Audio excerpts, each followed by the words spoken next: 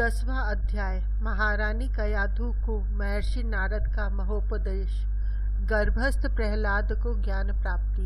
एक दिन जबकि गर्भस्थ प्रहलाद अधिक चैतन्य हो चुके थे और पूर्व जन्म के प्रभाव से उनको श्रवण आदि विषयों का यथेष्ट ज्ञान प्राप्त हो चुका था, तब महर्षि नारद जी ने एकांत में महारानी कयाधु को संबोधित करके बहाने से गर्भस्थ बालक प्रहलाद को ज्ञान का मर्म सुनाया था।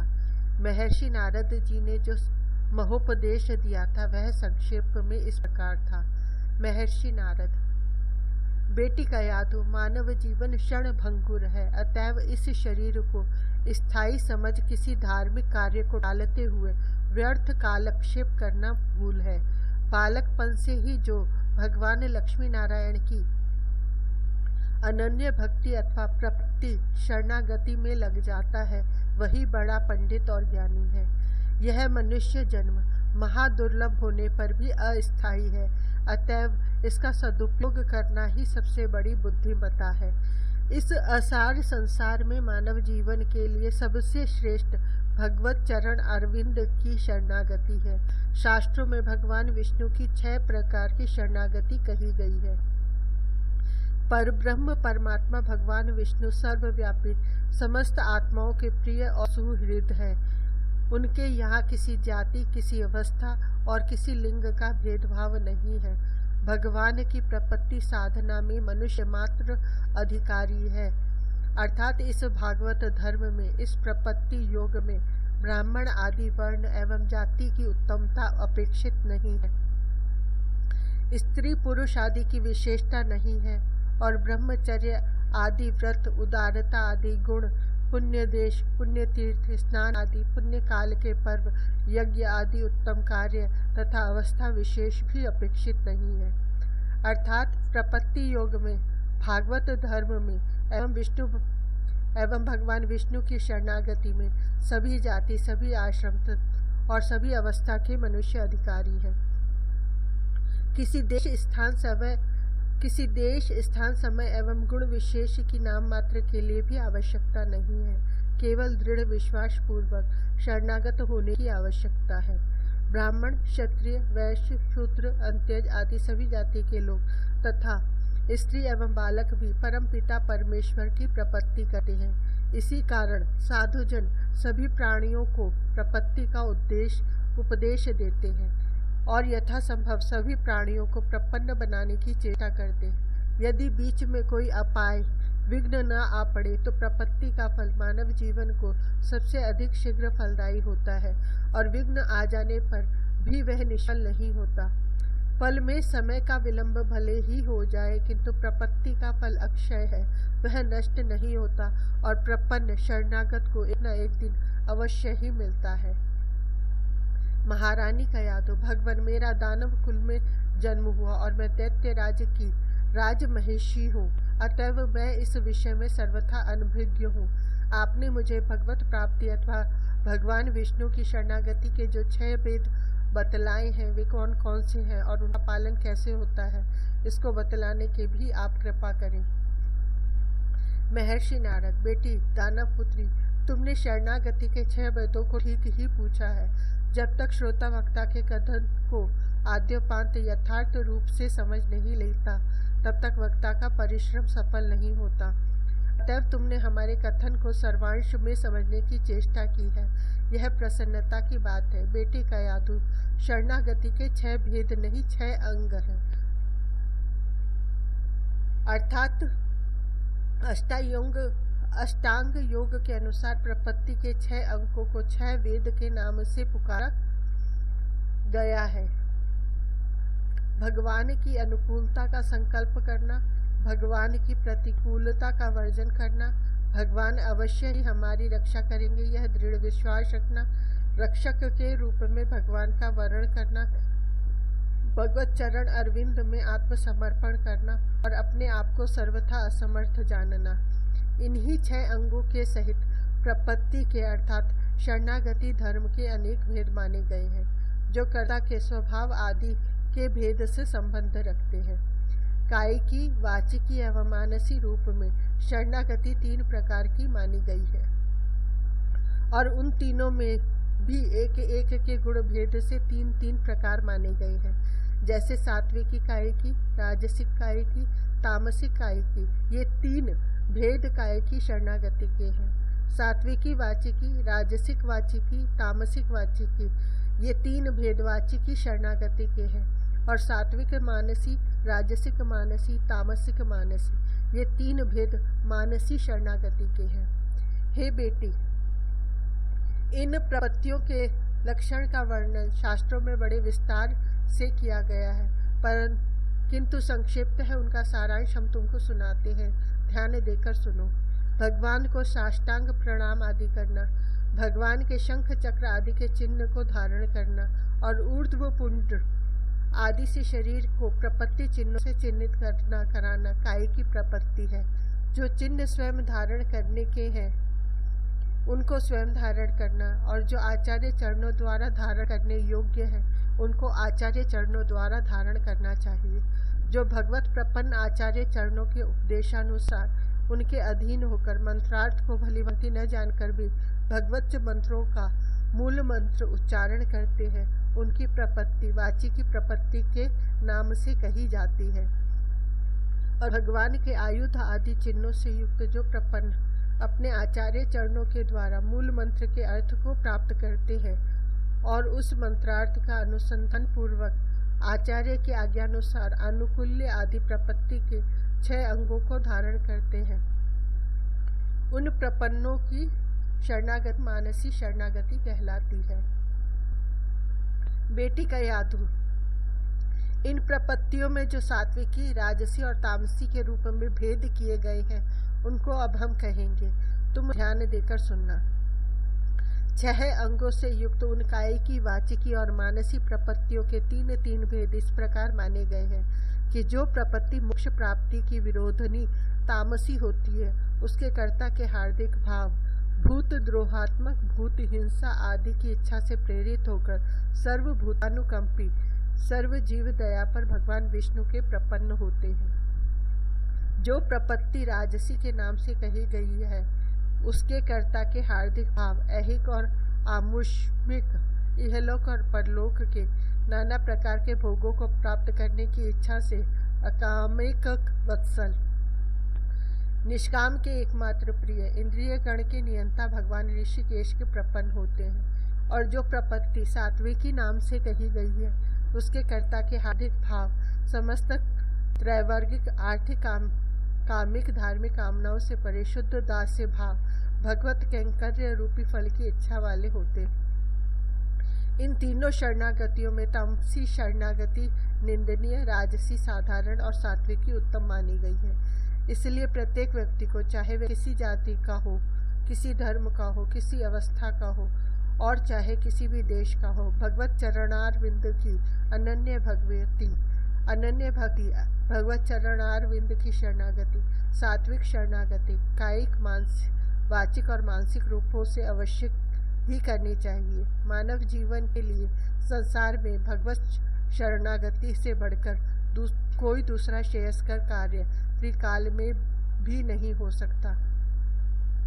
महारानी कहा तो भगवान आपके ज्ञान अमृत उपदेश से मेरी तृप्ति नहीं होती और पुनः पुनः अधिकाधिक उपदेश सुनने की इच्छा बढ़ रही है। आपने जो शरणागति धर्म का वर्णन किया इसमें संदेह नहीं कि आपके कथन अनुसार उससे बढ़कर कोई उपाय नहीं जो मानव जीवन को सार्थक बनावे, किंतु उसकी साधना के लिए हम जैसी अबला, दानव दुहिता एवं दैत्य जाया के लिए क्या कर्तव्य है, यह अभी तक मेरी समझ में नहीं आया, कृपया बतलाइए। महर्षि नारद, हे दैत्यराज महर्षि, इंद्रियों के जो सुख है सो शरीर के संबंध में देहधारी मात्र को सभी योनियों में भाग्य अनुसार प्राप्त होते हैं, किंतु भगवान की भक्ति एवं प्रपत्ति आचार्य द्वारा इसी मानव शरीर को प्राप्त होती है, अन्य योनियों को नहीं। सुख का तो दुख की तरह ही अपनी अनिच्छा से भी प्राप्त होना संभव है। अतएव भगवत भक्ति की ओर जो ध्यान न देकर सुख की इच्छा से प्रयत्नशील देखे जाते वे ज्ञानी नहीं कहे जा सकते। क्षण क्षण में मानव जीवन बड़ी तेजी से क्षीण हो रहा है। इसको व्यर्थ जाने देना चाहिए और शीघ्रातिशीघ्र भगवान की शरणागति द्वारा मोक्ष प्राप्ति का उपाय करना चाहिए। जब तक शरीर में शक्ति है, जब तक कोई विपत्ति न आ पड़े, जब तक काल की कुटिल गति से डरकर शीघ्रता के साथ मोक्ष के अर्थ प्रयत्नशील होना चाहिए। वेदों में पुरुष की 100 वर्ष की आयु कही गई है। अपने अपने युग और योनि के अनुसार इसमें भले ही अंतर होता रहे, किंतु माध्यम मान से पुरुष को शतायुवे पुरुषः कहा गया है। यदि हम 100 वर्ष आयु मान ले तो आधे आयु का भाग रात्रि में शयन आदि में व्यर्थ व्यतीत होता है। यदि हम 100 वर्ष आयु मान ले तो आधे आयु का भाग रात्रि में शयन आदि में व्यर्थ व्यतीत होता है। बालपने के 20 वर्ष भी मोहवश खेल तमाशे और अज्ञान दशा में बीतते हैं। वृद्ध अवस्था के अंतिम 20 वर्ष भी जराग्रसित असमर्थ दशा में व्यतीत होते हैं और शेष आयु का भाग भी युवावस्था के काम आदि शत्रुओं के द्वारा निरर्थक और चिंतित दशा ही में व्यतीत हो जाता है। कभी ऐसा समय नहीं आता कि पुरुष धीर गंभीर होकर अपने आप को मानव जीवन के झंझटों से छूटा हुआ पावे। अतएव गृह कार्यों में आसक्त रहकर कोई भी पुरुष जितेंद्रिय हो माया मोह रूपी फांसी से अपने आत्मा को छुड़ा सके, यह कभी संभव नहीं। प्राणों से भी अधिक प्यारी मनुष्यों की धन तृष्णा कभी त्यागी नहीं जा सकती और धनोपार्जन द्वारा यदि कोई धन तृष्णा को शांत करना चाहे तो सर्वथा भूल है। जैसे साहूकार यदि चोरों को अपना पहरुआ बनाकर अपने धन की रक्षा कराना चाहे तो भूल है, वैसे ही जो प्राणी धन प्राप्त करके धन तृष्णा को शांत करना चाहते हैं वे भूलते हैं। दयालु एवं प्यारी स्त्रियों का रहस्यमय भाषण, सुंदर परामर्श और दाम्पत्य सुख तथा बालकों की मनोहर वाणियां और सुहृदों के वियोग आदि जनित दुख जिसके चित्त को फंसा रखते हैं, वे कभी शरणागति के द्वारा त्याग प्राप्त नहीं कर सकते। मानव जन माया मोह में पड़कर भगवत प्रपत्ति के बिना पुत्रों के स्मरण, बेटियों की चिंता, भाई बहन, दीन माँ बाप और मनोहर घर बार की ममता तथा पशुगण एवं परंपरा से चले आए परिकरों का स्नेह भी छोड़ा नहीं जा सकता। मनुष्यगण रेशम के कीड़े के समान लोभवश चेष्टा किया करते हैं, जिनका अंत नहीं। ऐसे जिह्वा और शिष्ण के विषयों का वे सेवन करते हैं। वे न कभी तृप्त हो सकते हैं और न उनको उन विषय वासनाओं से कभी छुटकारा मिल सकता है। जो प्राणी अपने कुटुंब पालन, परिकर परिपोषण तथा अपने परिवार में माया मोहवश रमण करते तीनों तापों से परितप्त हैं, वे कभी भी सांसारिक बंधनों से छुटकारा नहीं पा सकते हैं। इस प्रकार तरह तरह के माया मोह में पड़कर वैकुंठ जाने की चेष्टा न करना जाने कितने प्राणी अपने जाने अनजाने पापों के कारण घोर नरक में गिरते हैं। जो नर कभी दीन नहीं रहते, वे भी न जाने किस कर्म विपाक से अपनी शरीर रक्षा में असमर्थ होकर भी कामिनियों के विहार में पड़ते हैं और बेड़ी के समान उस नारी बंधन से छुटकारा नहीं पाते। अतएव अपनी आत्मा के उद्धार के लिए अपने शरीर को सफल एवं जीवन बनाने के लिए प्रत्येक प्राणी को चाहिए कि वह आसुरी माया मोह को त्याग कर कमल पत्र के समान गृहस्थ जीवन में भी विरक्त भाव से रहकर देवादिदेव जगत पिता लक्ष्मी नारायण के चरणारविंद की शरणागत के द्वारा मोक्ष पद को प्राप्त करें। बेटी का यादो, हमारे विस्तृत वर्णन से तुम घबरा सी गई हो, पर तुमको घबराना नहीं चाहिए। भगवान अच्युत के प्रसन्न करने में न कोई परिश्रम है, न कुछ भी कठिनाई है और न कोई बाधा है। वे तो जीव मात्र के व्यापक परमात्मा है और सब तरह से सिद्ध है। पर अपर जीवों में ब्रह्मा से लेकर स्थावर जंगम सभी में तथा 5 भौतिक विकारों में समान रूप से परमात्मा को देखो। सबके प्रति प्रीति करना ही उसकी वास्तविक उपासना है। सभी गुणों में गुणों की बराबरी में, गुणों के उलट पुलट में एकमात्र वही परमात्मा है, अविनाशी ईश्वर है। उसी की शरणागति और उसी का भजन करना ईश्वर की परम उपासना है। सबके आत्मस्वरूप, देखने के योग्य स्वरूप से वे कभी व्याप्य, व्यापक, निर्देश योग्य कभी दिखलाई नहीं पड़ते, क्योंकि वे तो संकल्प विकल्पहीन ब्रह्म है ना। अतः वे केवल माया से अपने सभी ऐश्वर्यों को छिपा रखते हैं और अनुभव से आनंद स्वरूप परमेश्वर, गुणों के रचने वाली माया से ही जाने जाते हैं। इसलिए जीव मात्र में दया करना, सुहृदता करना और सर्वत्र ईश्वर को सर्वव्यापी रूप से देखना ही ईश्वर की परम उपासना है। अनंत आदिदेव भगवान लक्ष्मी नारायण यदि प्रसन्न हो जाएं तो सभी वस्तु प्राप्त हो सकती हैं। धर्म, अर्थ और काम जो अपने आप सिद्ध हैं, उनको या उनके सहायक गुणों को जो निर्गुण की चाहना करने वाले भगवत प्रपन्न हैं, कभी भी सेवन नहीं करते और न उनके प्राप्ति की इच्छा करते हैं। धर्म, अर्थ, काम को त्रिवर्ग कहते हैं। आत्मा, विद्या, वेद त्रय, नीति, दंड और प्रकार की वार्ताओं से युक्त जो ज्ञान है सो वेद के सार है, परंतु इनसे भी सारातिसार सर्वश्रेष्ठ है भगवत चरणारविंद की शरणागति को प्राप्ति करना।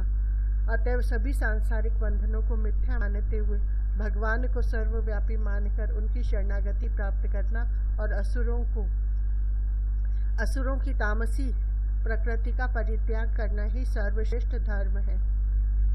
महर्षि नारद जी के महोपदेश को सुनकर गर्भस्थ प्रहलाद पूरे ज्ञानी तथा परम भागवत का पद पाने वाले हुए और महारानी कयाधु ने भी सारी सांसारिक चिंताओं की ज्वाला से मुक्त प्रसन्न मना हो महर्षि के चरणों में प्रणाम किया तथा महर्षि नारद जी अपने संध्योपासन के लिए सरोवर की ओर पधारे। संध्योपासन से निवृत्त होकर महर्षि नारद पुनः अपने आश्रम में आए और महारानी कयाधु ने आकर पुनः प्रार्थना की कि हे ऋषिराज, आपने जिन सर्वव्यापी ईश्वर की शरणागति का वर्णन किया है, उनके जानने का सरलतर मार्ग कौन सा है, यह मैं जानना चाहती हूँ। महर्षि नारद, हे दैत्यराज महर्षि, तुमने ठीक ही प्रश्न किया है। धर्म के दो मूल हैं, ज्ञान और शरणागति। पहले ज्ञान प्राप्त होता है, तब उसकी शरणागति सुलभ होती है। अवश्य ही ज्ञान मार्ग रूखा और परिश्रम साध्य है, अतएव साधारण प्राणी उससे घबराते हैं, किंतु वह शरणागति की पहली कक्षा के समान ही है। उसे जो नहीं जानते उनकी शरणागति में दृढ़ता नहीं आती। अच्छा सुनो, अब हम तुमसे उस ज्ञान युग की चर्चा करते हैं जिसको शास्त्रकारों ने बड़े विस्तार से कहा है। हे बेटी कयाधु, जन्म होना, शरीर का बढ़ना, उसकी स्थिति, उसमें परिवर्तन, उसका धीरे धीरे क्षय और अंत में नाश होना, ये 6 दशाएं शरीर रूपी दृश्य की होती हैं। शरीर के स्वामी आत्मा की नहीं। जैसे वृक्ष के कच्चे, अधपके और पके फल नष्ट होते हैं, वैसे ही इस मनुष्य शरीर की भी गति होती रहती है, किंतु आत्मा अविनाशी एवं नित्य है। अनेक श्रुतियां इसके प्रमाण रूप में कही जाती है। उनका भाव है कि आत्मा अव्यय है, क्योंकि वह किसी भी योनि में जाने पर निर्विकार रहता है। वह शुद्ध है, एक है, चित्रज्ञ है, आश्रय है, अविक्रिय है, व्यापक है, असंगी है, अनावृत है, स्वदृक है, सबका हेतु है और नित्य है। यह 12 उसके विशेषण है और इन्हीं विशेषणों से युक्त आत्मा अमृतत्व आदि गुणों के सहित चैतन्य ब्रह्म है। यह हमारा है और हम अमुक है। ये असद्भाव अर्थात झूठे भाव है। इनको देह, घर, संपत्ति आदि में जो लगा रखते हैं वे भूलते हैं। ज्ञानियों को इन असद्भावों को त्याग कर आत्मा के वास्तविक रूप को पहचानना चाहिए। जिस प्रकार चतुर सुनार राशि सोने मिश्रित सोने को कसौटी पर परीक्षा करके उसमें मिश्रित धातुओं को गलाकर जला डालते हैं और असली सोने को उसमें से निकाल लेते हैं, वैसे ही अध्यात्म ज्ञान को जानने वाले विद्वान शरीर मध्यवर्ती जीव होकर आत्मा को ज्ञान योग द्वारा ब्रह्म के रूप में पहचानते हैं। मूल प्रकृति, महत, अहंकार और 5 तन्मात्रा, ये 8 प्रकृति हैं। 3 गुण, 5 ज्ञानेन्द्रिया, 5 कर्मेंद्रिया, 1 मन तथा 5 महाभूत, पृथ्वी, जल, अग्नि, वायु एवं आकाश। इन विकारों को कहकर आचार्यों ने जीव और ब्रह्म में एकता दिखलाई है। देह तो सबका सहकारी है, स्थावर जंगम। इन 2 भेदों से मनुष्य के देह में ही जीव द्वारा पुरुष पर ब्रह्म की परीक्षा करता है।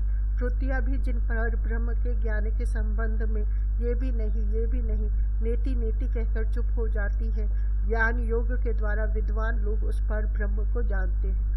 मणि की माला को देखिए, सभी मणियों में सूत प्रविष्ट है, पिरोया हुआ है, इसी को अन्वय कहते हैं। और सूत तथा मणि पृथक पृथक वस्तु है, इस ज्ञान को व्यतिरेक कहते हैं। इसी प्रकार जगत की उत्पत्ति, पालन एवं नाश की वस्तु स्थिति को जानने वाले ज्ञान योगी धीरे धीरे पर ब्रह्म को जानते हैं। जागृति, स्वप्न एवं सुषुप्ति, ये तीन बुद्धि की वृत्तियां हैं। जो इन तीनों का अनुभव नहीं करता है वही सारे जगत का साक्षीभूत ईश्वर है। इन तीनों बुद्धि वृत्तियों से बुद्धि में भेद होता है जो आत्मा से संबंध नहीं रखता। जैसे पुष्प के गंध को वायु ले जाता है किंतु वायु में गंध नहीं है, वैसे ही आत्मा को भी जानना चाहिए। गुण और कर्म, इन्हीं दोनों से जीव का बंधन होता है। ये ही संसार के द्वार है, अज्ञान के फल है और वस्तुतः मिथ्या है। जो मनुष्यों को स्वप्न के समान सत्य मालूम पड़ते हैं, अतएव त्रिगुणात्मक कर्मों के बीज का नाश करने वाले ज्ञान योग को तुम धारण करो, जिससे संसार का धारावाहिक संबंध दूर होकर परम पद अर्थात मोक्ष प्राप्त हो। वही सबसे श्रेष्ठ उपाय है। हे बेटी दानव दुहिता, जिस प्रकार से संभव हो सहस्र सहस्र उपायों से मनुष्य को चाहिए कि सर्व दुखहारी जगत विहारी भगवान को जाने और उन पर प्रीति करे। गुरु की शुश्रूषा द्वारा भगवत भक्ति को प्राप्त करना ही परम श्रेयस्कर है। गुरु की शुश्रूषा, उनकी भक्ति, सत्संग, भागवत भक्ति और इन सब के द्वारा ईश्वर आराधन करने से ही ईश्वर प्रसन्न होते हैं। भगवान की कथा में श्रद्धा करें, ईश्वर के गुण कर्मों का कीर्तन करें, उनके चरण कमलों का ध्यान करें, भगवान की प्रतिमा की पूजा करें, उन्हीं का स्मरण करें, उनके ही चरण कमलों में सिर झुकावे, उनको ही संसार यात्रा का सबसे बड़ा साथी सखा माने, उन्हीं की दासता को स्वीकार करें और उन्हीं के चरण कमलों में संपूर्णतः आत्मसमर्पण कर दे। इस प्रकार से जो पुरुष भगवान की नवधा भक्ति करते हैं वे इस असार संसार के बंधन से मुक्त होकर परम पद मोक्ष को प्राप्त होते हैं। काम, क्रोध, लोभ, मोह, मद और मात्सर्य ये शरीरधारियों के 6 प्रबल शत्रु हैं। जो इन 6 शत्रुओं को जीतकर भगवान लक्ष्मी नारायण में प्रीति करते हैं वे ही अपने जीवन को सफल बनाते हैं। जो पुरुष भगवान के अतुल गुण, कर्म, वीर्य आदि को जिनका लीला तनु धारण करके समय समय पर अवतीर्ण होकर प्रकट किया करते हैं उनको सुने और जाने, वही मनुष्य सफल जीवन है। जो पुरुष भगवान के गुण अनुवाद को सुनकर हर्ष विवल हो अश्रुपात करने लगते हैं, उनके गुणानुवाद को उच्च स्वर से गाते और नाचते हैं, उन्मत्त के समान भगवान की भक्ति में लीन होकर चारों ओर उन्हीं को पुकारते, हंसते, रोते, ध्यान करते, बारंबार उसासे लेते और उनको सर्वव्यापी समझकर सभी जीवों को प्रणाम करते तथा प्रतिक्षण हे हरे, हे जगतपति, हे नारायण इस प्रकार कहते फिरते हैं एवं जिनकी मिथ्या लोकलाज जाती रहती है, वही जीवन मुक्त जन संसार के बंधन को तोड़ भगवान के चरणों को प्राप्त होते हैं। भगवान के द्वारा ही संसार बंधन छूट सकता है। अतएव सबको उन्हीं की भक्ति, उन्हीं का भजन और उन्हीं का ध्यान करना चाहिए। ईश्वर जो अपनी अंतरात्मा में सदा विराजमान है, उनकी उपासना में कौन सा परिश्रम है। जो ईश्वर सर्वव्यापी है उसकी उपासना में कौन सी कठिनाई है। जो ईश्वर माता, पिता, भ्राता, सखा, सुहृद आदि सभी भावनाओं से पूजा जा सकता है, उसकी उपासना में क्या अड़चन है, अर्थात कुछ भी नहीं। अतएव मानव जीवन को पाकर पर ब्रह्म परमात्मा की ही उपासना करके संसार से मुक्त होना सर्वश्रेष्ठ धर्म है। हरि स्मरण ही परम तंत्र है, हरि स्मरण ही परम मंत्र है और हरि पूजन ही परम श्रेयस्कर कार्य है। हे बेटी कयादु, विषय वासनाओं में पड़कर सांसारिक बंधनों में फंसना मानव धर्म नहीं है। स्त्री, धन, पुत्र, पशु, घर, भूमि, हाथी, खजाने, विभूति ये सब के सब मानव आयु के समान ही क्षणभंगुर है और ये सभी चलायमान है। ये कभी मानव शरीर से कोई प्रेम नहीं रखते, अतः इन पर ममता रखना भूल है। सभी सांसारिक ऐश्वर्य जो यज्ञ आदि पुरुषार्थों से प्राप्त है वे नाशवान है। पुण्य की न्यून अधिकता के अनुसार ही इनकी अवधि होती है, किंतु मोक्ष में ये बातें नहीं है। अतएव एकमात्र भगवान की भक्ति से प्राप्त मोक्ष ही अक्षय और सबसे श्रेष्ठ है। अतएव सभी मनुष्यों को भगवत भक्ति में लग जाना चाहिए। जो अपने को विद्वान मानते हैं और कामना के वशीभूत कर्म करते हैं वे भूलते हैं। प्रत्यक्ष देखने में आता है कि लोग सुख के लिए प्रयत्न करते हैं किंतु उनको दुख प्राप्त होता है, किंतु जो मनुष्य निष्काम हो भगवत कैंकर्य करते हैं उनको अनायास ही सांसारिक सुख एवं परम पद मोक्ष की प्राप्ति होती है। कुटुंब, परिवार, राजपाट, सुख, समृद्धि ये सब मानव शरीर संबंध रखते हैं और शरीर अनित्य है, क्षणभंगुर है, पराया है। अतएव इन कुटुंब आदि के संबंध से जो सकाम उपासना आदि कार्य किए जाते हैं वे भी पराये के अर्थ, नाशवान और व्यर्थ हैं। परमानंद रूपी भगवत प्राप्ति के सम्मुख ये स्त्री पुत्र आदि सुख तुच्छाति तुच्छ हैं। देहधारी मानव जनों को संसार में कौन सा स्वार्थ है? देखो न, जन्म से मरण पर्यंत अपने अपने कर्मों के अनुसार इस प्रकार भांति भांति से पीड़ित रहते हैं। अपने आत्मा के अनुसार यह जीव देह के द्वारा कर्मों को आरंभ करता है, कर्मों के अनुसार ही देह प्राप्त होता है, क्योंकि ये दोनों ही अज्ञानमय हैं। अतएव धर्म, अर्थ एवं काम की इच्छाओं को त्याग कर निष्काम भाव से ईश्वर को भजने से ज्ञान योग द्वारा मोक्ष प्राप्त करना सबसे श्रेष्ठ है। समस्त जीवों के आत्मा और प्रियतम एकमात्र श्री हरि हैं, जिनको योगी जन पर ब्रह्म परमात्मा के नाम से ध्यान करते हैं। पंच महाभूतों से बने हुए इन शरीरों में अपने किए हुए कर्म अनुसार इन जीवों को अंतर्यामी रूप से उन्हीं को समझना चाहिए और उन्हीं परमात्मा मुकुंद के चरणार विंद को भजते हुए न जाने कितने देवता, असुर, मनुष्य, यक्ष, गंधर्व आदि सांसारिक बंधनों से मुक्त होकर परमानंद रूपी मोक्ष को प्राप्त हुए हैं। हे बेटी, जाति, वर्ण, अवस्था, ज्ञान आदि कुछ भी भगवान के प्रसन्न करने के लिए साधन नहीं है। दान, तप, शौच, व्रत आदि पुण्य कर्मों के बहुत अधिक काल में अंतरात्मा को पवित्रता प्राप्त होती है, किंतु भगवान की प्रसन्नता के लिए शीघ्रातिशीघ्र प्रसन्नता के लिए एकमात्र निर्मल भक्ति की आवश्यकता है। अतएव कल्याण चाहने वाले मनुष्यों को हरि भक्ति करनी चाहिए और सर्वत्र समदर्शी बनकर सबको प्रेम की दृष्टि से देखना चाहिए। ऐसा करने से ही परम लाभ और अक्षय सुख प्राप्त होता है।